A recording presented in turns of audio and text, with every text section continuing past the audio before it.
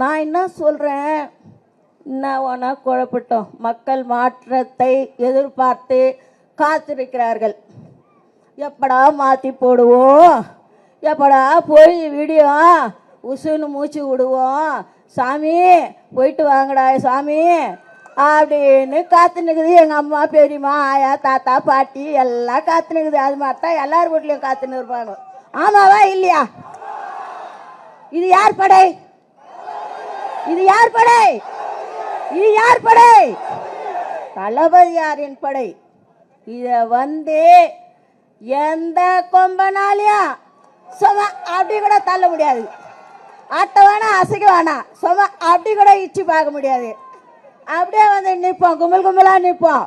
கும்பல் கும்பலாக நின்று உங்களை கும்பல் கும்பலாக பேக்கப் பண்ணிடுவோம்.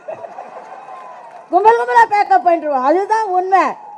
இப்போதான் சூரகன் சம்மாரம் முடிஞ்சிச்சு. அடுத்து எனக்கு ஒரு கீதையில் ஒரு பாட்டு ஒரு ஞாபகம் வருது. அண்ணன் அடிமொழி குத்தா சொல்லிடுறேன்.